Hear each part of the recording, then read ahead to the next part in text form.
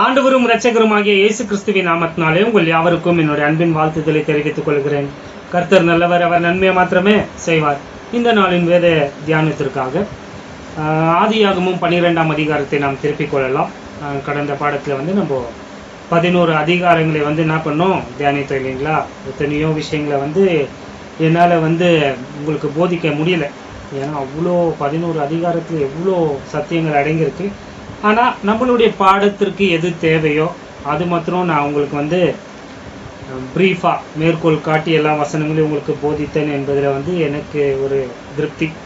ஏன்னா இப்போ புரிஞ்சிருக்கும் ஜலப்பிரயாணத்திற்கு முன்பதாக என்னென்னலாம் நடந்துச்சு. அல்லது 11ஆம் அதிகாரத்துக்கு வரைக்கும் நீங்கள் பார்த்தீங்கன்னா அது கிட்டத்தட்ட ஏறக்குறைய 1900 வருடம் 1900 வருஷம் வரலாற்றை என்ன பண்ணுது கவர் பண்ணுது. ஸோ அதை உங்களுக்கு நான் போதித்து இருக்கிறேன், உங்களுக்கு விளங்கி இருக்கும்.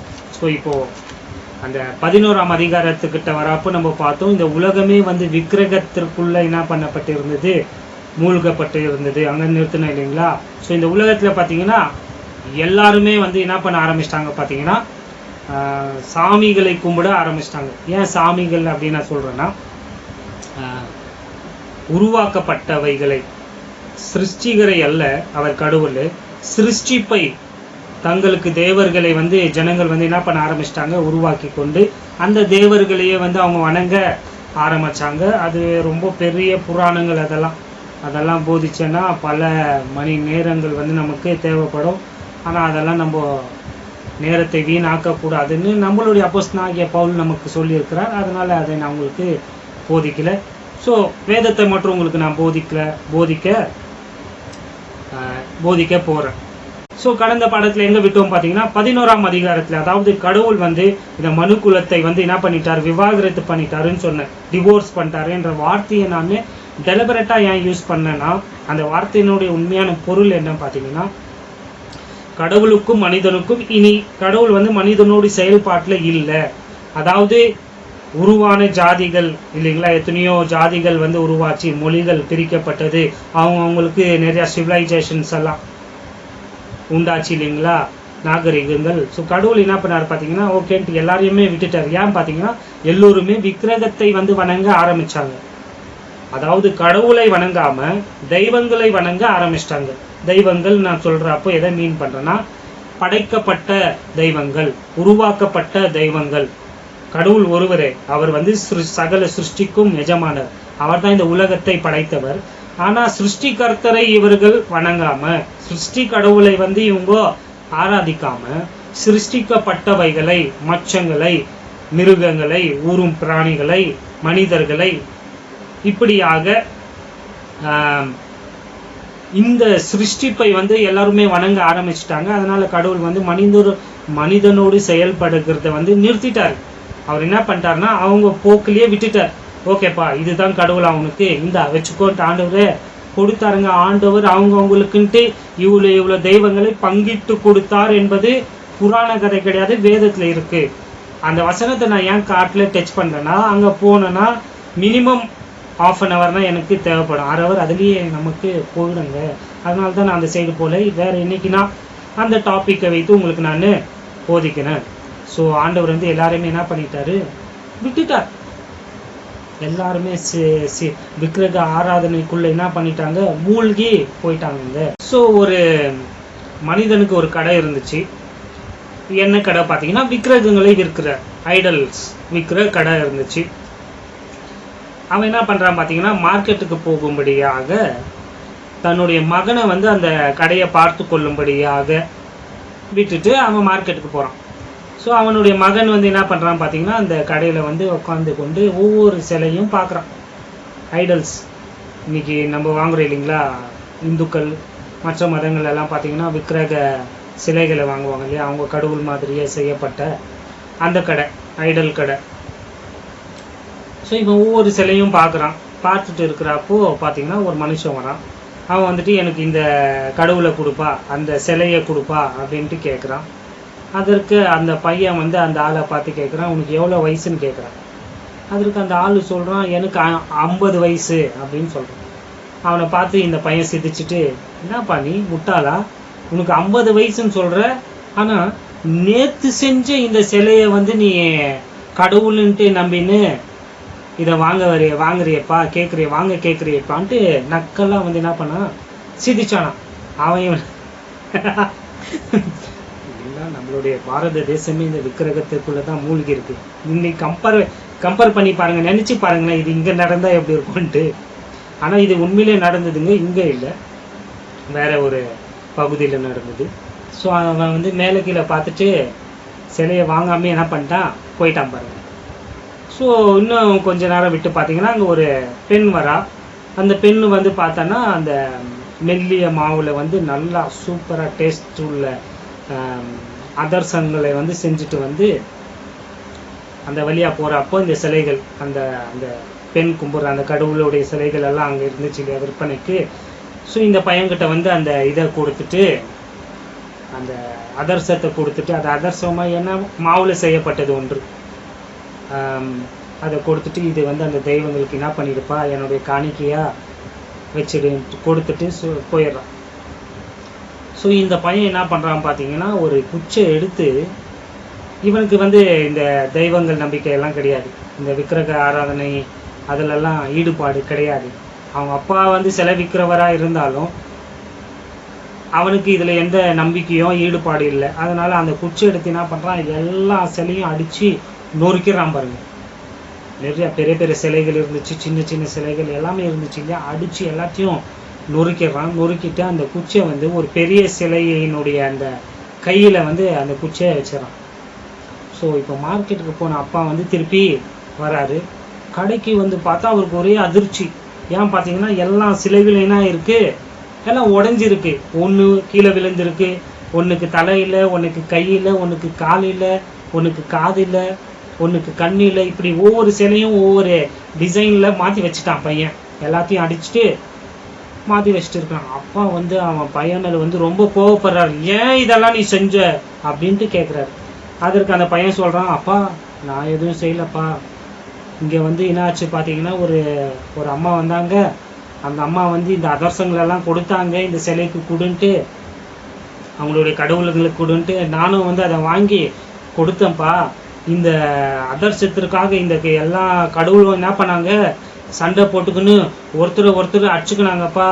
பாருங்கப்பா, இந்த குச்சி கூட பாருங்க, இந்த பெரிய கடவுள்கிட்ட இருக்குது, இந்த பெரிய கடவுள் தான் எல்லாத்தையும் என்ன பண்ணிட்டாங்க, எல்லாத்தையும் அடிச்சுட்டாங்க. அதனால தான் இதெல்லாம் உடஞ்சி கீழே விழுந்துருக்கு. நீந்தும் யாரை ஏமாத்துற, என்ன நீ முட்டாளுன்னு நினச்சின்னு இருக்கிறியா? இது என்ன, இதனுடைய உண்மை என்னன்ட்டு எனக்கு தெரியும். இது வெறியும் சிலை தான்.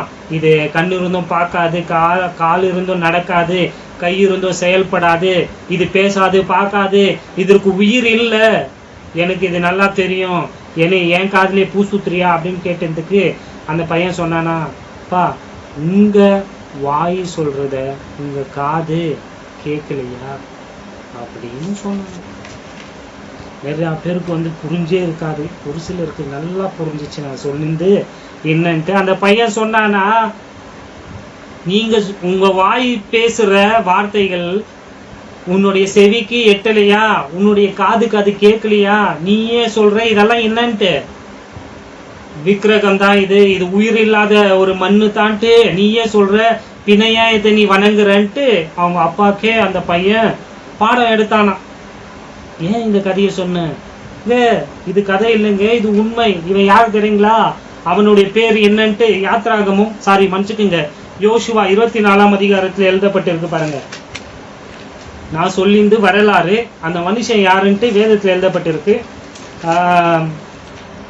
யோசுவா இல்லைங்களா, ஆமா, யோசுவா 24ஆம் அதிகாரம், the book of Joshua chapter 24 and verse 2 பாருங்களேன். அப்பொழுது யோசுவா சகல ஜனங்களையும் நோக்கி, இஸ்ரவேலின் தேவனாகிய கர்த்தர் சொல்லுகிறது என்னவென்றால், பூர்வத்திலே உங்கள் பிதாக்களாகிய ஆபிரகாமுக்கும் நாகூருக்கும் தகப்பனான தேராகு என்பவன் நதிக்கு அப்புறத்திலே குடியிருந்த போது அவர்கள் வேறே தேவர்களை சேவித்தார்கள்.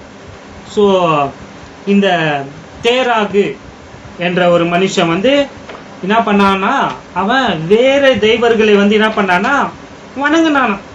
இந்த தேராகு யாருன்னு பார்த்தீங்கன்னா அவன் தாங்க ஆபிரகாமினுடைய தகப்பனா இருக்கிறான். ஆபிரகாமுடைய அப்பா பேர் என்ன? தேராகு. ஸோ இந்த கதையில வந்த அந்த அப்பா வேற யாரும் கிடையாது, யாரு? தேராகு தான். அந்த பையனை பத்தி சொன்ன இல்லைங்களா, அந்த பையன் யாருன்னு பார்த்தீங்கன்னா அவன் தான் ஆபிரகாம். ஸோ ஏன் இந்த கதையை உங்களுக்கு நான் சொன்னேன்னா, உலகம் முழுவதும் வந்து விக்கிரகத்தினாலே வந்து என்ன பண்ணப்பட்டு இருந்தது, விக்கிரக ஆராதனையில மூழ்கி இருந்தது இல்லைங்களா. ஸோ தேராகு என்ற மனுஷன் கூட வந்து விக்கிரக ஆராதனை மற்றும் அவன் செய்யலைங்க. இந்த கதையில பார்த்தோம் இல்லைங்களா, அவன் வந்து யாரு? Is manufacturer. இவன் வந்து சிலைகளை உருவாக்கி சிலைகளை வந்து விற்பனை செய்கிற மனிதனாக இருந்தான். இவனுடைய மகனான ஆபிரகாம் வந்து எந்த விக்கிரகத்தையும் என்ன பண்ணல, அவன் வணங்கல. அவனுக்கு இந்த மூட நம்பிக்கையில எல்லாம் ஈடுபாடு இல்லை என்பதை சொல்லும்படியாக இந்த கதையை சொன்னேன். அது மாத்திரம் கிடையாது, இந்த ஆபிரகாமை ஆண்டவர் என்ன பண்றாரு பார்த்தீங்கன்னா தனியா பிரித்து அவனை தனியாக அழைத்து என்ன சொன்னார் என்று பார்க்கலாமா?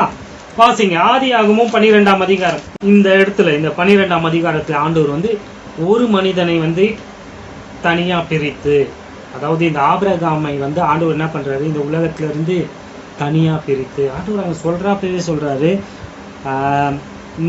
உன் இனத்தையும் நீ உன் தேசத்தையும், அந்த விக்கிரகத்தினாலே மூழ்கப்பட்டிருக்கிற அந்த தேசத்தை விட்டு, மெசொப்பொத்தேமியாங்க, உன் தேசத்தையும் உன் இனத்தையும் உன் தகப்பனுடைய வீட்டையும் விட்டு, ஆண்டவர் சொல்றாரு இது எல்லாத்தையும் நீ விட்டுருப்பா.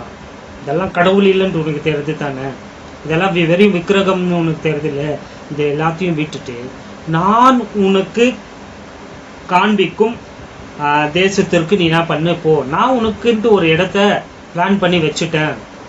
ஆல்ரெடி ஆண்டவர் பிளான் பண்ணிட்டாருங்க. ஆண்டவர் பிளான் பண்ணிட்டு தான் நான் கடந்த பாடத்தில் எப்பயும் சொன்னேன் இல்லைங்க, ஆண்டவர் வந்து உபாகமத்தில் இருந்தால் சொன்னேன், இஸ்ரேலுக்குன்ட்டு அந்த பகுதியை வைத்த பிறகு தான் ஆண்டவர் மற்றவங்களுக்கெல்லாம் நிலப்பரப்பை வந்து என்ன பண்ணார், பிரித்து கொடுத்தார். இந்த அப்போஸ்தலர் 17ஆம் அதிகாரத்துல இருந்து கூட உங்களுக்கு நான் போதிக்கிறேன், சொல்லியிருக்கேன். எனக்கு நான் போதிக்கிறேன். ஸோ இங்கே ஆண்டவர் சொல்றாரு, வந்திருப்பா, இவங்க எல்லாரையும் விட்டுட்டு நீ தனியா வந்துரு. இவங்க எல்லாம் சிலைகளையும் சிருஷ்டிப்பையும் கும்புறாங்க இல்லையா, அது எல்லாத்தையும் நீ விட்டுட்டு நீ என்ன பண்ண, தனியா வா. நான் உன்னை என்ன பண்ண போறேன், உன் பேரை பெருமைப்படுத்த போறேன், உன்னை ஆசீர்வதிக்க போறேன், உன் மூலியமாக பெரிய சந்ததியை நான் என்ன பண்ண போறேன், உருவாக்க போறேன்.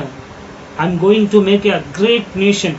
நல்லா கவனிங்க, ஆண்டவர் ஆபிரகாமை அழைக்கிறப்போ இஸ்ரேல் என்ற ஒரு நாடே கிடையாதுங்க. நல்லா கவனம் வச்சுக்கோங்க.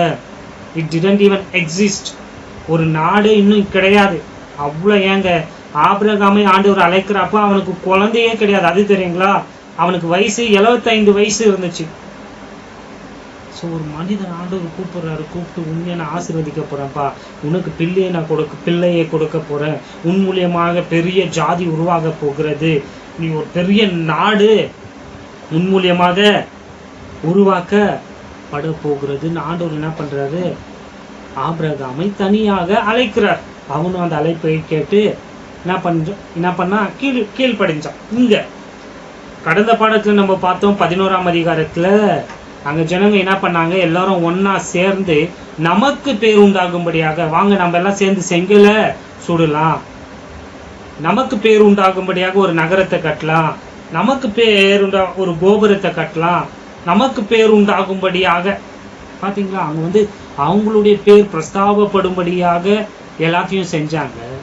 இங்க கவனிச்சிங்கன்னா ஆண்டவர் வந்து சொல்றாரு, அவங்க 3 முறை சொல்றாங்க. நீங்க அந்த வேத பகுதியை வாசிச்சு பாருங்க. 11ஆம் அதிகாரத்துல let us make bricks, let us build a city, let us build a tower, let us make our name famous, great அப்படின்ட்டு அவங்க எவ்வளவு தடவை சொல்றாங்க, 3 முறை சொல்லுவாங்க. அதே 12ஆம் அதிகாரத்துக்கு வாங்கல, இங்க பாத்தீங்கன்னா கடவுளும் 3 முறை சொல்றாரு, நான் உன்னை என்ன பண்ண போறேன், உன் பேரை பெருமைப்படுத்த போறேன். அவனுங்க அவங்களுடைய பேரை பெருமைப்படுத்த இதெல்லாம் செஞ்சாங்க. இங்க கடவுள் சொல்றாரு, நான் உன் பேரை பெருமைப்படுத்த போறேன், நான் உன்னை ஆசீர்வதிக்க போறேன்.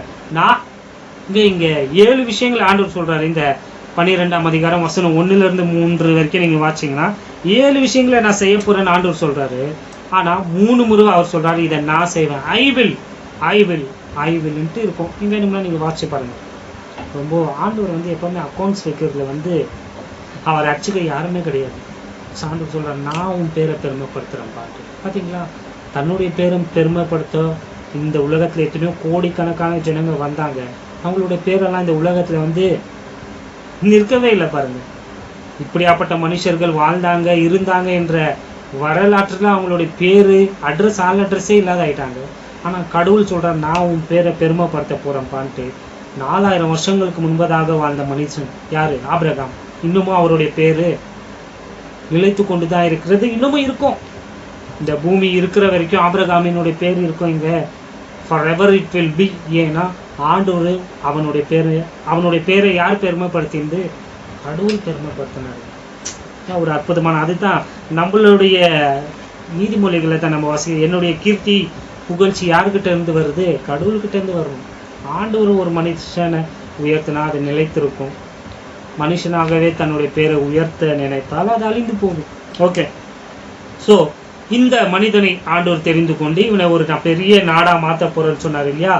இவன் மேலும் இவன் ஆண்டவர் உருவாக்க போகிற அந்த இஸ்ரேல் நாட்டின் மேலும் ஆண்டவருக்கு ஒரு பெரிய நோக்கம் இருந்துச்சுங்க. God had a great purpose. ஏன் பார்த்தீங்கன்னா, இப்போ உலகம் எங்கிலும் எல்லாருமே விக்கிரகத்துல மூழ்கி இருக்கிறாங்க. யார் உண்மையான கடவுள்னு யாருக்கும் தெரியல. ஏன்னா அவங்களுக்கு எது தெய்வங்களாகப்பட்டதோ அதை தான் வந்து வணங்க ஆரம்பிச்சுட்டாங்க இல்லையா? இந்த புறஜாதியார்கள் என்று நான் சொல்றப்போ ஜென்டைல் நேஷன் அர்த்தம். ஜாதினா மேல் ஜாதி கீழ் ஜாதியை பத்தி பேசல. தமிழ்ல வந்து நேஷனுக்கு வந்து ஜாதின்ட்டு மொழிபெயர்த்திருக்கிற அந்த வார்த்தையை நான் உபயோகப்படுத்துறேன். ஸோ எப்பெல்லாம் நான் புறஜாதின்னு சொல்றேனோ அப்பெல்லாம் நீங்க வந்து ஜென்டைல் நேஷன்ஸ்ன்ட்டு உங்களுடைய மனதில் வைத்துக் கொள்ளுங்க. ஏன்னா இந்த புறஜாதியார்கள் எல்லாருமே விக்கிரகங்களை ஆராதித்து கொண்டு இருக்கிறாங்க இல்லையா? ஸோ இந்த மனிதனை வைத்து, இந்த மனிதன் மூலியமாக வரப்போகிற அந்த நாட்டை வைத்து ஆண்டவர் என்ன பிளான் போட்டார்னா, இந்த விக்கிரகத்தில் இருக்கிற ஜனங்களை மீண்டும் உண்மையான கடவுள் பக்கம் திருப்பணும் என்பதுதான் ஆண்டவருடைய திட்டங்க. God's purpose.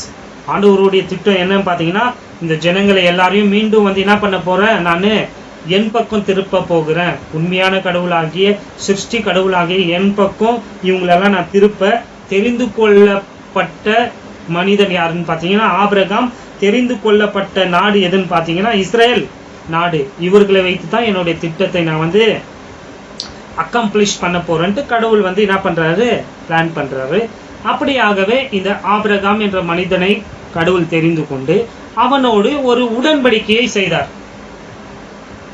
உடன்படிக்கை புரியுதுங்களா? உடன்படிக்கைனா இந்த காலத்துல கான்ட்ராக்ட் அப்படின்னு சொன்னா உங்களுக்கு புரியும், அல்லது அக்ரிமெண்ட். இதெல்லாம் வச்சுக்கோங்க, உங்களுக்கு புரியும்படியாக சொல்றேன். நான் உடன்படிக்கைன்னு சொல்றேன்னா அது வந்து ஒரு கான்ட்ராக்ட், அக்ரிமெண்ட். ஸோ கடவுளே வந்து ஒரு மனிதனோடு என்ன பண்றாரு, ஒரு உடன்படிக்கையை பண்றாரு. அந்த உடன்படிக்கையின் பேர் வந்து வேதத்துல ஏப்ராமிக் காவனன்ட்னு சொல்லுவாங்க. ஆபிரகாமின் உடன்படிக்கைன்னு சொல்லுவாங்க. அதற்கு இன்னொரு பேர் என்னன்னு பார்த்தீங்கன்னா காவனன்ட் ஆஃப் சர்க்கம்சிஷன், அதாவது விருத்த சேதன உடன்படிக்கை.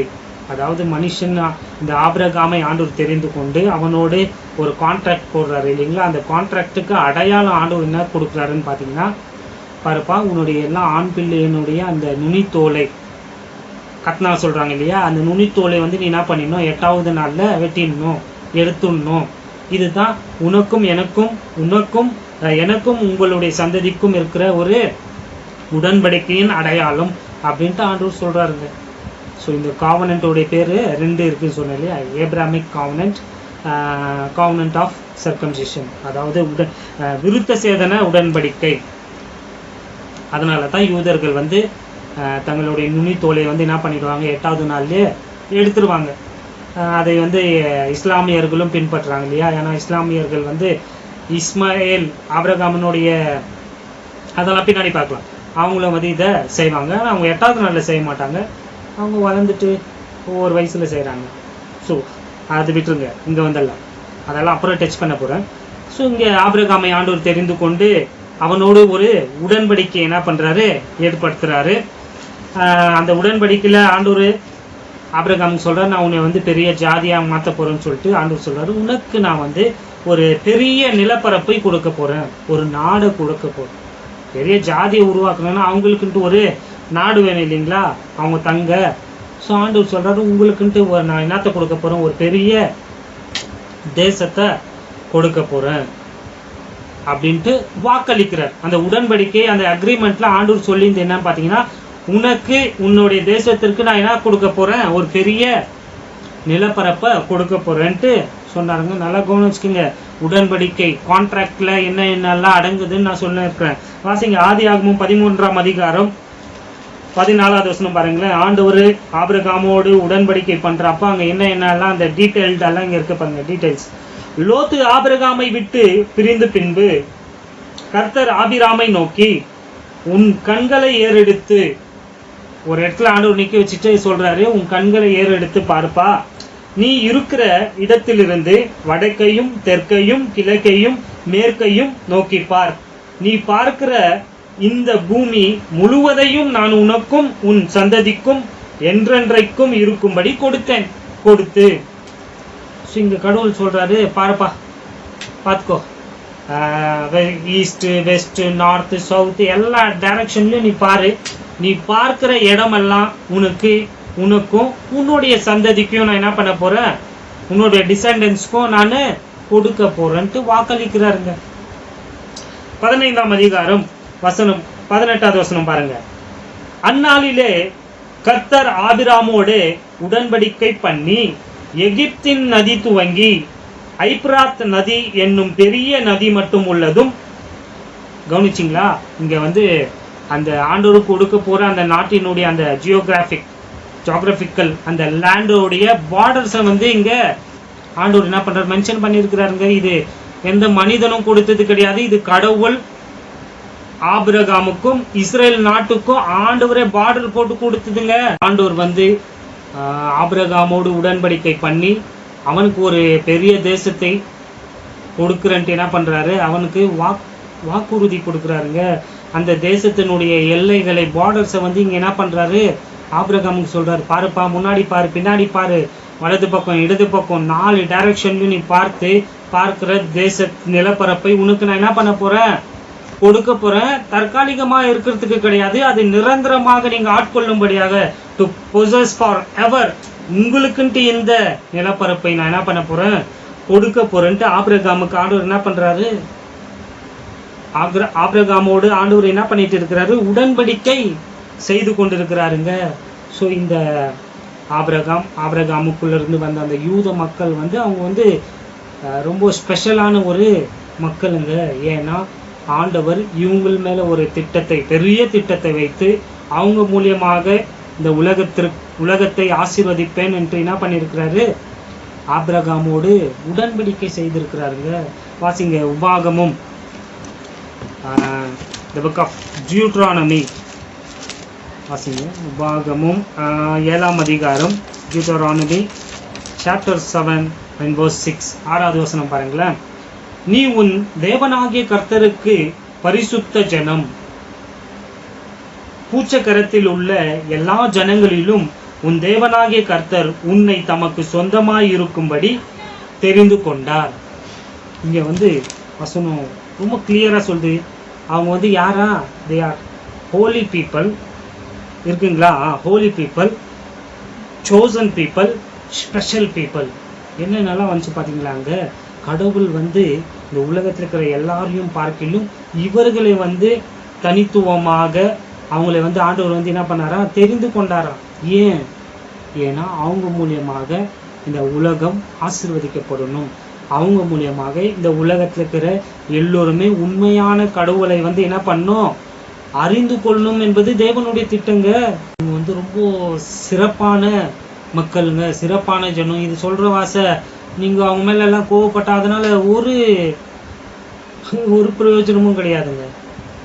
நீங்க அவங்கள மேல எல்லாம் நீங்க ஜெலஸ் ஆகி பொறாம கொண்டு இன்னும் அவங்க தான் இந்த உலகத்திலேயே, ஆமாங்க, அதுக்கு தான் நான் இந்த 11 அதிகாரங்களை ஏன் நான் போதிச்சேன்னா, இதை நான் வந்து உடனே உங்களுக்கு சொல்லியிருந்தா நீங்க என்ன அவங்க அஃபண்ட் ஆவீங்க, உங்களுக்கு புரியாது, தப்பா போகும். அதனால தான் உங்களுக்கு முழு வரலாறையும் நான் சொன்னேன். இந்த உலகத்தில் இருக்கிற எல்லா ஜனங்களும் விக்கிரகத்திற்குள்ள மூழ்கி போயிட்டாங்கங்க. உண்மையான கடவுளை விட்டு தூரம் போயிட்டு இருக்கிறாங்கங்க. அவங்களுக்கு எது எது கடவுள் பட்டுச்சோ அதை ஆராதிச்சுட்டு இருக்கிறாங்க. ஸோ இவங்களை எல்லாரையும் திருப்பி கொண்டு வரும்படியாக, திருப்பி உண்மையான மெய் கடவுளை ஆராதிக்கும்படியாக ஆண்டவர் ஒரு மனிதனை தெரிந்து கொண்டு அவன் மூலியமாக அவனை ஒரு பெரிய ஜாதியா மாற்றி அவர்களை கொண்டு வந்து இந்த உலகத்துல இருக்கிற, அதாவது உங்களுக்கும் இந்த உலகத்துல இருக்கிற எல்லோருக்குமே வந்து என்ன ஆகணும், உண்மையான மெய்தேவனை அறிவிக்கணும் என்பது தாங்க கடவுளுடைய திட்டம். இந்த ஆதி ஆகமும் 12ஆம் அதிகாரம் அல்லது ஆதி ஆகமத்திலிருந்து ஜக்கரியா புத்தகம், மன்னிச்சுக்குங்க, மல்கியா இல்லைங்களா, அதாவது இந்த 39 புத்தகமும் பழைய ஏற்பாட்டில் இருக்கிற 39 புத்தகமும் யாரோடு தான் கடவுள் வந்து செயல்பட்டு வருகிறாரு? God's dealing only with the people of Jews. Israel நாடோடு மாத்திரம் தாங்க ஆண்டவர் என்ன பண்ணிட்டு இருக்கிறாரு, செயல்பட்டு கொண்டு இருக்கிறாரு. எங்கத்துல இருந்து? ஆதி ஆகமும் 12ஆம் அதிகாரத்திலிருந்து 39 புத்தகங்கள், பழைய ஏற்பாட்டில் இருக்கிற எல்லா 39 புத்தகங்களிலும் கடவுள் யாரோடு தான் செயல்பட்டு கொண்டு இருக்கிறாரு? யூத மக்களோடுங்க, இஸ்ரேல் நாடோடுங்க. ஏங்க அவ்வளோ மத்தேயு, மார்க்கு, லூக்கா, யோவான் இதுலெல்லாம் நீங்க பாத்தீங்கன்னா அங்க கூட ஆண்டவர் யாரோடு தான் செயல்பட்டு கொண்டு இருக்கிறாரு? யூத மக்களுங்க, இஸ்ரேல் நாட்டோடு தான் ஆண்டவர் வந்து இன்னமும் செயல்பட்டு கொண்டு இருக்கிறாருங்க. மத்தேயு, மார்க்கு, லூக்கா, யோவான் கூட பழைய ஏற்பாடு தான். அவங்களுக்கு தெரியுங்களா? நிறைய பேருக்கு இதுவே தெரியறதுல பாருங்க. அங்க உங்க பைபிள் வாங்குறப்ப அங்க நியூ டெஸ்ட்மெண்ட்னு எழுதப்பட்டிருக்கும். மத்தேயு, மார்க்கு, லூக்கா நியூ டெஸ்ட்மெண்ட்டு நீங்க வாசிப்பீங்க. மத்தேயு, மார்க்கு, லூக்கா சிலுவை வரைக்கும் வந்து பழைய ஏற்பாடுங்க. ஸோ ஆண்டவர் பழைய ஏற்பாடு 39 புத்தகங்கள் சொன்ன இல்லைங்களா, அதெல்லாமே இஸ்ரேலுடைய கடந்த காலத்தை குறித்து நம்ம வாசிக்கிறோம். பாஸ்ட், இஸ்ரேல்ஸ் பாஸ்ட் ஹிஸ்டரி நம்ம வாசிக்கிறோங்க. மத்தேயு, மார்க்கு, லூக்கால, யோவான்லாம் ஆண்டவராக இயேசு கிறிஸ்து யாரோடு செயல்பட்டு கொண்டு இருந்தாரு? யூத மக்களோடு. நல்லா விளங்கி கொள்ளுங்க. ஸோ ஆதி ஆகமும் 12ஆம் அதிகாரத்திலிருந்து அப்போஸ்தலனாகிய பவுல் சீனுக்குள்ள வர வரைக்கும் ஆண்டவர் யூத மக்களோடு தான் செயல்பட்டு கொண்டு இருந்தார். அவருடைய நோக்கத்தை நிறைவேற்றும்படியாக அவங்களை என்ன பண்ணிட்டே இருந்தாரு? அவங்கள தயார் செய்து கொண்டிருந்தார், அவங்களோட பேசி கொண்டிருந்தாரு. அவங்களை வந்து எப்படி ஆகிலும் வந்து இந்த திட்டத்தை நிறைவேற்றும்படியாக அவங்களோட ஆண்டவர் என்ன பண்ணாரு? செயல்பட்டு கொண்டிருந்தாருங்க. ஸோ உண்மையிலே சரீர ரீதியாக யூதர்கள், இஸ்ரேல் மக்கள் தான் ஆண்டவருடைய வாக்குத்தத்தம் பண்ணப்பட்ட ஜனங்களா இருக்கிறாங்க. இப்போ இந்த காலத்துல தான் ஆண்டவர் அவருடைய கிருபையினால நம்மளோட வந்து என்ன பண்ணிட்டு இருக்கிறாரு? கடந்த 2000 வருஷங்களாக செயல்பட்டு கொண்டு இருக்கிறாருங்க. ஆனா அதற்கு முன்பதாக வந்து ஆண்டவருடைய செயல்பாடெல்லாம் யாருக்குள்ள தான் இருந்துச்சு? வாக்குத்தத்தம் பண்ணப்பட்ட ஜனங்களோடு தாங்க இருந்துச்சு. ஆபிரகாம் அவருடைய சந்ததி ஆகிய இஸ்ரேல் நாட்டோடு தான் ஆண்டவர் என்ன பண்ணிட்டு இருந்தாரு? செயல்பட்டு கொண்டு இருக்கிறாங்க. அவங்க வாக்குத்தத்தத்தின் பிள்ளைகள். நம்ம வாக்குத்தத்தத்தின் கீழே இல்லைங்க, நம்ம கிருபையின் கீழே இருக்கிறோம். நல்லா கவனம் வச்சுக்கோங்க. ஸோ ஆண்டவர் இன்றைக்கு வித்தியாசமாக செயல்பட்டு கொண்டு இருக்கிறாரு. ஆனா திரும்பவும் ஆண்டவர் வந்து அவருடைய திட்டத்தை வந்து, அதாவது இஸ்ரேல் நாட்டுக்கு அவர் கொடுத்த அந்த வாக்குத்தத்தத்தை அவர் என்ன பண்ண போகிறாரு? நிறைவேற்ற போகிறார். இதுல மாற்று கருத்தே கிடையாது. ஆனா இன்னைக்கு இருக்கிற பிரச்சனை என்ன தெரியுங்களா? இன்னைக்கு விவாதம் பண்ணிட்டு இருக்கிறாங்க. என்ன? 2 தரப்பட்ட ஜனங்கள். ஒரு தரப்பட்ட ஜனர் சொல்றாங்க, கடவுள் வந்து நாம வந்து இஸ்ரேலுக்கு உதவி செய்ய, இஸ்ரேலுக்கு சப்போர்ட் பண்ண வந்து நம்ம கடமைப்பட்டவர்களாக இருக்கிறோம். அதாவது கிறிஸ்துவின் சரீரமாகிய சபை கிட்ட இன்னைக்கு என்ன போதிக்கிறாங்கன்னா, நம்ம வந்து இஸ்ரேலுக்கு சப்போர்ட் பண்ணோம், இஸ்ரேல் நாட்டுக்கு சப்போர்ட் பண்ணோன்ட்டு ஒரு தரப்பினர் வந்து விவாதம் பண்றாங்க. இன்னொரு தரப்பினர் சொல்றாரு, இல்லப்பா அப்படியெல்லாம் கிடையாது, கடவுள் வந்து இஸ்ரேலோடு செயல்படுறது அவர் என்ன பண்ணிட்டாரு? நிறுத்திட்டாரு. அவ்வளவுதான், டன் அண்ட் டஸ்டடு. கடவுளுக்கும் இன்னைக்கு யூத மக்களுக்கும் இஸ்ரேல் ஜனங்களுக்கும் என்ன கிடையாது? எந்த டீலிங்ஸும் கிடையாது அப்படின்ட்டு ஒரு தரப்பினர் வந்து என்ன பண்றாங்க? விவாதிக்கிறாங்க. அதாவது மாற்று என்ன சொல்லுவாங்க? ரிப்ளேஸ்மெண்ட் தியாலஜின்னு சொல்லுவாங்க. அதாவது மாற்றப்பட்ட இறையல். அதாவது ஆண்டவர் வந்து இப்போ வந்து இஸ்ரேல் நாடோடு செயல்படுறது கிடையாது, இப்ப அதற்கு பதிலாக தான் கடவுள் வந்து நம்மோட கிறிஸ்தவர்களோடு ஆண்டவர் என்ன பண்ணிட்டு இருக்கிறாரு, செயல்பட்டு கொண்டு இருக்கிறாரு. அவங்களுக்கு சொல்லப்பட்டதெல்லாம் வந்து இப்ப யாருக்கு பொருந்தும், நமக்கு பொருந்தும் அப்படின்ட்டு தப்பா வந்து போதிச்சுட்டு இருக்கிறாங்க. இந்த மாற்று இறையல் எப்படி வருதுன்னு பார்த்தீங்கன்னா, அவங்க வேதத்தை வாசிக்கிறப்போ வந்து அதை லிட்ரலாக படிக்க மாட்டாங்க. இப்போ நம்ம வேதத்தை லிட்ரலாக தான் படிக்கணும், எதை படித்தாலும் லிட்ரலாக தான் படிக்கணும். ஆனால் இவங்க வந்து அதை ஆலகரைஸ் பண்ணுவாங்க, அதாவது உருவகப்படுத்தி, எங்கெல்லாம் இஸ்ரேலும் நீங்கள் வாசிக்கிறீங்களோ அங்கெல்லாம் உங்கள் பேரை போட்டுக்கோங்க, அங்கெல்லாம் சர்ச் பேரை போட்டுக்கோங்க. பார்த்துக்கிறீங்களா? இதுதான் ரிப்ளேஸ்மெண்ட் தியாலஜின்னு சொல்லுவாங்க. இப்படியாக ஒரு தரப்பட்ட ஜனங்கள் வந்து என்ன பண்ணுறாங்க, விவாதிக்கிறாங்க. ஆனால் இவங்க யாருக்குமே ஒரு விஷயம் தெரியாது, நம்ம ஆராதிக்கிற கடவுள் வந்து is a covenant keeping God, அதாவது வாக்கு தத்தத்தை நிறைவேற்றுகிற கடவுள், வாக்கு தத்தத்தை கை கொள்ளுகிற கடவுள். ஆங்கிலத்தில் ரொம்ப ஈஸியாக இருக்கு இல்லையா, காவனன்ட் கீப்பிங் காட். அவர் ஒரு வார்த்தை சொன்னால் அதை நிறைவேற்றுவாருங்க. அதுதான் சொல்கிறேன், அவர் வாக்கு தத்தத்தின் கடவுள். வாக்கு தத்தத்தை அவர் எப்பொழுதுமே என்ன பண்ணுவார், கை கொள்வார். அவருடைய வார்த்தைக்கு அவர் உண்மையாக இருப்பார். அவர் ஒன்று சொன்னால் அதை வந்து அவர் என்ன பண்ணுவார், செய்வாருங்க. கலாத்தியர் 3ஆம் அதிகாரம் திருப்புங்க, ரொம்ப முக்கியமான ஒரு வசனம். கலேஷியன்ஸ் 3ஆம் அதிகாரம். ஸோ வந்து இன்னைக்கு யார் வாயில வந்து கடவுள் வந்து வாக்கு தத்தத்தை நிறைவேற்றுகிறவர், வாக்கு தத்தத்தின் கடவுள்னு போதிக்கிறாங்களோ அவங்களே வந்து இன்றைக்கு என்ன பண்ணுறாங்க பார்த்தீங்கன்னா, தவறாக தான் வந்து என்ன பண்ணுறாங்க, போதிக்கிறாங்க. ஏன்னா இன்கன்சிஸ்டன்ட். இப்போ ஒன்று சொல்லுவாங்க, அப்புறம் ஒன்று சொல்லுவாங்க. பார்த்துருப்பீங்க. இங்கே வந்து அப்போஸ்தலனாகிய பவுல் சொல்றாருங்க, சகோதரரே, மனுஷர் முறைமையின்படி சொல்லுகிறேன், மனுஷர்களுக்குள்ளே உறுதி பண்ணப்பட்ட உடன்படிக்கையை ஒருவனும் தள்ளுகிறதும் இல்லை, அதனோட ஒன்றையும் கூட்டுகிறதும் இல்லை. இங்க வசனம் சொல்லுது, அப்போஸ்தலனாகிய பவுல் சொல்றாரு, இப்போ மனுஷர்கள் வந்து ஒரு உடன்படிக்கை பண்றாப்போ, அந்த உடன்படிக்கை பண்ணி அவங்க அதை உறுதிப்படுத்துறாப்போ, கன்ஃபார்ம் பண்றாப்போ, அதை சீல் போட்டுட்டா அதை வந்து அவங்க என்ன பண்ண மாட்டாங்க, அதை மீற மாட்டாங்க. அதை வந்து என்ன பண்ண மாட்டாங்களாம், ஒருவன் அதை தள்ளுகிறதும் இல்லை, கூட்டுகிறதும் இல்லை. அதை தள்ளவும் மாட்டா, அதோடு கூட சேர்ந்து வந்து எக்ஸ்ட்ராமே அவன் என்ன பண்ண மாட்டான், கூட்ட மாட்டான், கேன்சல் பண்ண மாட்டான். இருக்கா இல்லைங்களாங்க? அது ஒரு தடவை அவன் வந்து உடன்படிக்கை பண்ணிட்டான்னா அது வந்து வேலிட் தான், கன்ஃபார்ம் ஆயிடுச்சோ அது வேலிட். அது இன்வேலிடாக மாறாது, அதை வந்து கேன்சல் செய்ய முடியாது. மனிதர்களுக்குள்ளே ஒருத்தன் வந்து கான்ட்ராக்ட் போடுறாப்போ, அக்ரிமெண்ட் போடுறாப்போ, உடன்படிக்கை பண்ணுறாப்போ அவனே அதை வந்து கை கொள்வானே, ஆனால் அதை மாற்ற முடியாதுன்னா இல்லைங்களா? இல்லை சொல்லு, உதாரணம் எதனா கொடுக்கலாம், அப்போ உங்களுக்கு விளங்கும்னு நினைக்கிறேன். இப்போ வந்து ஒரு வீடு வாங்குறீங்கன்னு வச்சுக்கோங்க, வீடு வாங்குறீங்க, வீடு கட்டுறீங்கன்னு வச்சுக்கோங்க. ஒரு இன்ஜினியர்கிட்ட போயிட்டு நீங்கள் என்ன பண்ணுறீங்க, கான்ட்ராக்ட் போடுறீங்க இல்லையா, இந்த மாதிரி எனக்கு ஒரு 2 ஃப்ளோர் வீடை வந்து நீ என்ன பண்ணுப்பா கட்டி கொடுன்ட்டு இன்ஜினியர்கிட்ட நீங்கள் கான்ட்ராக்ட் போடுறீங்க, சைன் எல்லாம் பண்ணிடுறீங்க, கன்ஃபார்ம் பண்ணி முடிச்சிடுறீங்க. இப்போ அந்த இன்ஜினியரும் வந்து என்ன பண்ணுறான், 2 ஃப்ளோர் வீடை உங்களுக்கு கட்டி கொடுத்துன்னு இருக்கிறான். நீங்கள் போயிட்டு கடைசியில் இன்னும் ஒரு எக்ஸ்ட்ரா, இன்னும் ஒரு ஃப்ளோர் ப்ளீஸ் எக்ஸ்ட்ராவாக நீங்கள் கட்டி கொடுப்பியான்ட்டு நீங்கள் கேட்டிங்கன்னா அந்த இன்ஜினியர் உங்களுக்கு அந்த ஃப்ளோரை கட்டி கொடுப்பானா? நிச்சயமாக கட்டி கொடுக்க மாட்டான். ஏன்னா அக்கார்டிங் டு அங்கே வருது பாருங்கள் கான்ட்ராக்ட் அக்ரிமெண்ட் எல்லாம், ஒரு தடவை நீங்கள் அக்ரிமெண்ட்டில் இவ்வளோ தான்ட்டு 2 ஃப்ளோர் தான் சைன் பண்ணிட்டீங்கன்னா 2 ஃப்ளோர் தான். அதுக்கு மேலே நீங்கள் ஒன்று எக்ஸ்ட்ராவெல்லாம் நீங்கள் கூட்ட முடியாதுங்க. எக்ஸ்ட்ராவெல்லாம் நீங்கள் கட்டினா நீங்கள் அதுக்கு செப்பரேட்டாக ஒரு கான்ட்ராக்ட், செப்பரேட்டாக நீங்கள் அதுக்கு காசு பே பண்ணணும், ஆமாவா இல்லையா? அல்லது இப்படி வச்சுக்கலாமே, ஒரு 2 ஃப்ளோர் கட்டி தரும்படியாக நீங்கள் அக்ரிமெண்ட் போட்டீங்க. இப்போ இன்ஜினியர் வந்து ஒரு ஃப்ளோர் கட்டிட்டு அவ்வளோ தப்பா நீங்கள் கொடுத்த செலவில் நீங்கள் கொடுத்த காசுக்கு இவ்வளோ தான் என்னால் கட்ட முடிஞ்சுது அப்படின்னு சொன்னால் நீங்கள் ஒத்துக்குவீங்களா? சொல்லுங்கள் பார்க்கலாம். முடியாது.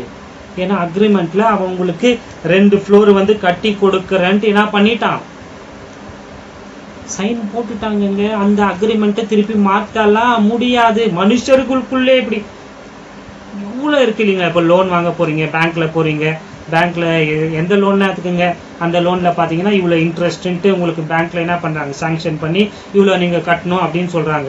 நீங்கள் போயிட்டு அப்புறமா எனக்கு ரொம்ப கஷ்டமாக இருக்குது, உங்களுடைய குடும்ப பிரச்சனை இதெல்லாம் சொல்லிட்டு நீங்க அந்த இதை வந்து கம்மி பண்ண முடியுமா?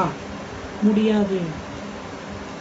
ஏன்னா அக்ரிமெண்ட்ல சைன் ஆயிடுச்சு. இவ்வளோ தான் நீ கட்டியே தீரணும். அது கட்ட முடியாம டார்ச்சர் கொடுக்குறவாசி இன்னைக்கு எத்தனையோ பேர் செத்துட்டு இருக்கிறாங்க இல்லையா? போய் மாட்டிக்காதீங்க. வட்டி கந்து வட்டி என்ன இன்ட்ரெஸ்ட் 10க்கு பாக்குறமா இல்லையா? ஏன்னா நீ என்ன பண்ணிட்டு இருக்கிற, அக்ரிமெண்ட்ல சைன் போட்டுக்கிற. அதுவும் பேங்க் அக்ரிமெண்ட்டெல்லாம் எப்பா அவங்க பேசவே மாட்டாங்க. சிஸ்டம் என்ன சொல்றது அதுதான் இல்லையா? அக்ரிமெண்ட் கூட்டவும் முடியாது, குறைக்கவும் முடியாது, கேன்சலும் பண்ண முடியாதுங்க. மனிதர்களுடைய கான்ட்ராக்ட்லயே இப்படின்னா கடவுள் ஒரு மனுஷனோடு கான்ட்ராக்ட் போட்டு இருக்கிறாரு, உடன்படிக்கை பண்ணி இருக்கிறாரு, நான் இதெல்லாம் செய்ய போறேன்ட்டு சொல்லி இருக்கிறாரு. இப்ப அவர் மாறிடுவாராங்க? நீங்களே சொல்லுங்க. ஆனா இன்னைக்கு சபைகளில் என்ன போதிக்கிறாங்க, மாறிட்டாரு கடவுள்.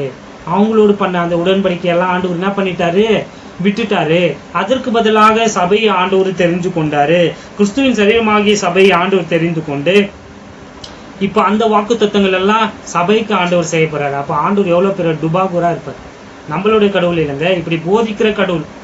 அவங்க போதிக்கிறாங்க இல்லையா, அவங்களுடைய கடவுள் எவ்வளவு டுபாகுர் பார்த்துக்கோங்க. ஏன்னா இந்த உடன்படிக்கை இட் இஸ் அன்கண்டிஷனல். கவனிச்சிங்களா? இந்த உடன்படிக்கை ஆண்டவர் பண்றாரு இல்லையா, அது நிபந்தனை அற்றதுங்க. இதுல நிபந்தனை கிடையாது. ஏன்னா இந்த கான்ட்ராக்ட் ஆண்டவர் வந்து அவராகவே செய்யறேன்னு சொல்லியிருக்கிறார். அவர் சொல்றார் ஐ வில். அதான் வாசிச்சுமா இல்லைங்களா? வாசிச்சும் தானுங்க. நான் உன் பேரை பெருமைப்படுத்த, நான் உன்னை ஆசீர்வதிப்பேன், நான் உன்னை பெரிய ஜாதியா மாற்றுவேன்ட்டு கடவுள் அவருக்கு அவரே வந்து என்ன பண்றாரு, இதை நான் செய்யறேன்ட்டு உடன்படிக்கை போட்டாருங்க. நிபந்தனை இல்லாத உடன்படிக்கை. கடவுள் வந்து இஸ்ரேல் நாடோடு 5 உடன்படிக்கை பண்ணியிருக்கிறார். 5 covenants God made with Abraham and his seed, அதாவது descendants. அவங்களுடைய இஸ்ரேல் நாடோடு 5 உடன்படிக்கை பண்ணிக்கிறார். அதுல முதலாம் உடன்படிக்கை ஆபிரகாமின் உடன்படிக்கை, அதுதான் இது. இன்னும் 4 உடன்படிக்கை அடுத்த பாடத்துல உங்களுக்கு நான் டீச் பண்றேன். அதுதான் சொன்னேன் இல்லைங்களா, அவங்களுக்கு முழு பைபிளை ஈஸியா ரொம்ப கிளியரா உங்களுக்கு புரியுங்க. கடவுள் இங்க ஆபிரகாமோடு என்ன பண்றாரு, ஒரு உடன்படிக்கை பண்றாரு. அந்த உடன்படிக்கை நிபந்தனை இல்லாத உடன்படிக்கை. கடவுள் சொல்றாரு அதை நானே பண்றேன்னு சொல்லி இருக்கிறாரு. அவர் பண்ணாராம் பாத்தீங்கன்னா, இன்னும் பண்ணல. அவர் பாதி பண்ணாருன்னா உங்களுக்கு சொல்றேன் எது வரைக்கும் பண்ணி இருக்கிறாரு, எது இன்னும் பெண்டிங்ல இருக்குன்னு நான் சொல்றேன். ஆனா கடவுள் உடன்படிக்கை பண்ணியதை கடவுள் ஒருபோதும் அதை மீற மாட்டாருங்க. ஏன்னா is a God of covenant keeping, is a covenant keeping God அப்படின்னு சொல்லுவாங்க இல்லையா. அவர் உடன்படிக்கை கை கொள்ளுகிற தேவனா இருக்கிறார். தொடர்ந்து வாசிப்போம். கலாத்தியர் 3ஆம் அதிகாரம் வசனம் 16 பாருங்க. ஆபிரகாமுக்கும் அவனுடைய சந்ததிக்கும் வாக்குத்தத்தங்கள் பண்ணப்பட்டன. வந்துச்சுங்களா?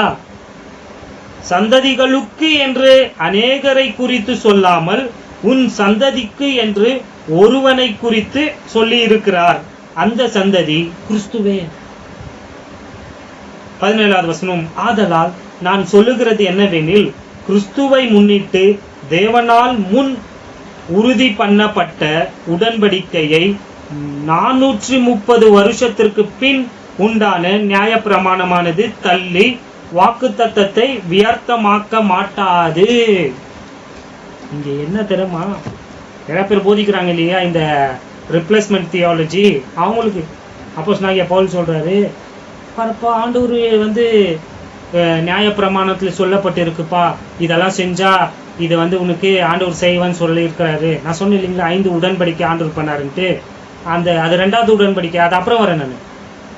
இன்னைக்கு 1வது உடன்படிக்கை பார்த்துலாம். ஆனா அவங்க என்ன போதிக்கிறாங்க பாத்தீங்கன்னா, இந்த உடன்படிக்கை எடுத்துட்டு, இந்த நிபந்தனை உள்ள உடன்படிக்கை எடுத்துக்கொண்டு இதெல்லாம் நீ செஞ்சா ஆண்டவர் உன்னை ஆசீர்வதிப்பார், இதை செய்யலன்னா உன்னை சபிப்பேன், உன்னை விட்டுருவேன், உன்னை தள்ளிடுவேன் அப்படின்ட்டு ஆண்டவர் சொன்னார். பத்தியா, அதை தான் ஆண்டவர் செஞ்சுட்டாருப்பா. ஸோ இப்போ இஸ்ரேல் எல்லாம் ஆண்டவருக்கு இது கிடையாது, நம்ம தான் ஆவிக்குரிய இஸ்ரேலர்கள், நம்மளுக்கு தான் பழைய ஏற்பாட்டில் சொன்னப்பட்டது எல்லாமே நமக்கு தான் அப்படின்ட்டு போதிச்சுட்டு இருக்கிறாங்க. அவங்களுக்கு நம்மளுடைய அப்போஸ்தலன் சொல்றாரு தப்பு. ஏன்னா ஆபிரகாமுக்கு ஆண்டவர் நிபந்தனை இல்லாத உடன்படிக்கை செய்தார் இல்லைங்களா, ஏப்ராமிக் காவனன்ட். அதை செய்து 430 வருஷத்துக்கு அப்புறம் தான் நியாயப்பிரமாணம் வந்து இன்னொரு உடன்படிக்கை வந்து என்ன பண்ணப்பட்டது, கொடுக்கப்பட்டது. நியாயப்பிரமாணம் கொடுக்கப்பட்டது. இந்த நியாயப்பிரமாணமானது ஆண்டவர் 430 வருஷத்திற்கு முன்பதாக ஆபிரகாமுக்கு கொடுத்த அந்த வாக்கு தத்தங்களை என்ன பண்ணாதுங்களாங்க, அது நன் எஃபெக்டிவ். அதாவது தமிழ்ல வந்து வியர்த்தமாகாது, அதாவது வேஸ்ட் ஆக்காது, அதை கேன்சல் ஆக்காது. கரெக்ட்.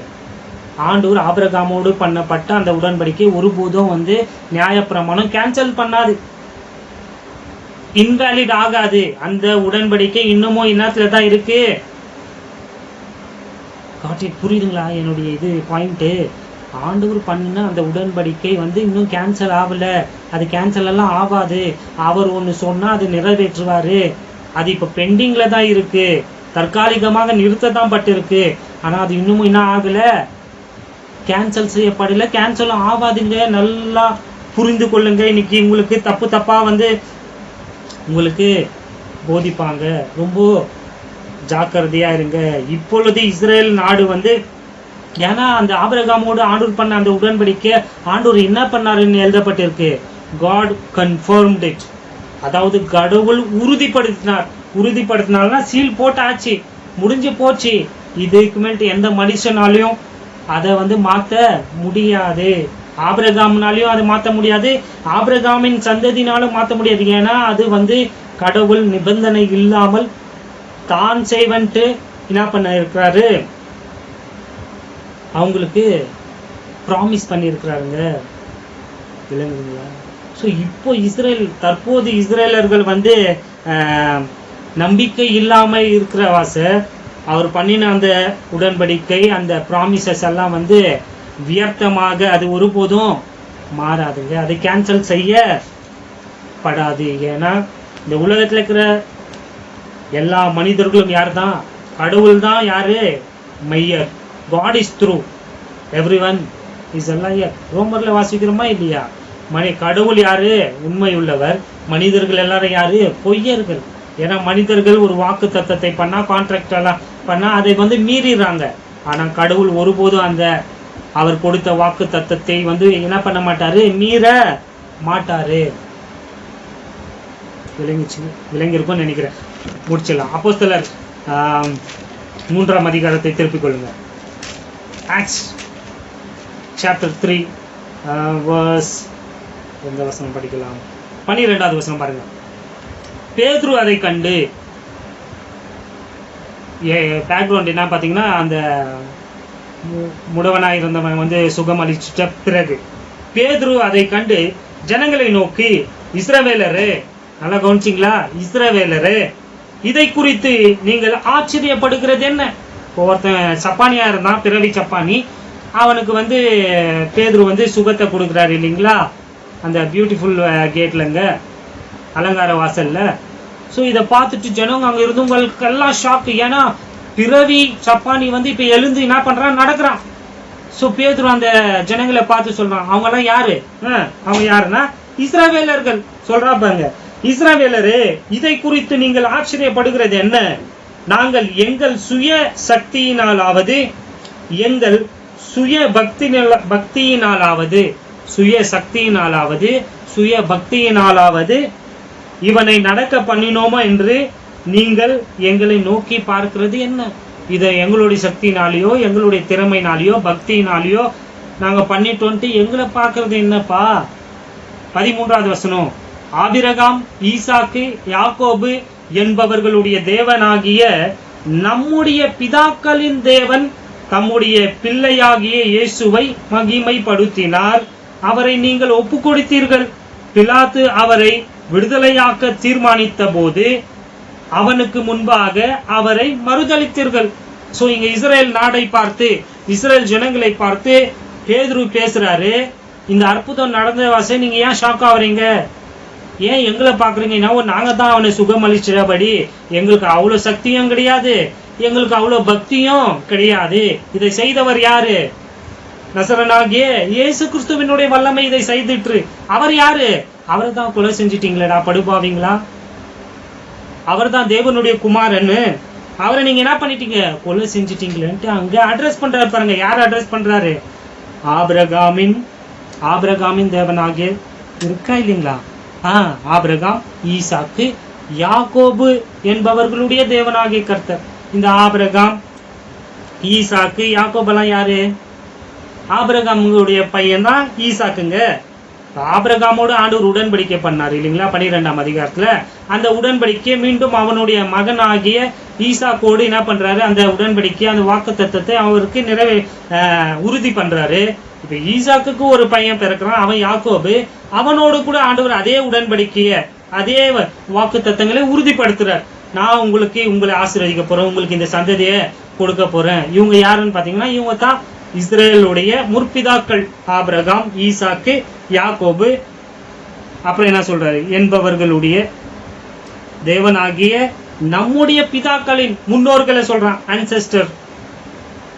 அவங்க யாருன்னு பாத்தீங்கன்னா, இப்போ யாக்கோபுக்கு நல்லா கவனிங்க, வரலாறு சொல்லுங்கிறேன். ஆபிரகாம் 12ஆம் அதிகாரத்துல தெரிஞ்சுக்கிறாரு இல்லைங்களா, 100 வயசுல ஈசாக்கு பொறுக்கிறார் ஆபிரகாமுக்கு. பாருங்க, அதுதான் சக்தியினால அல்லங்க, அது வாக்குத்தத்தினாலே பிறந்தவர் தான் ஈசாக்கு.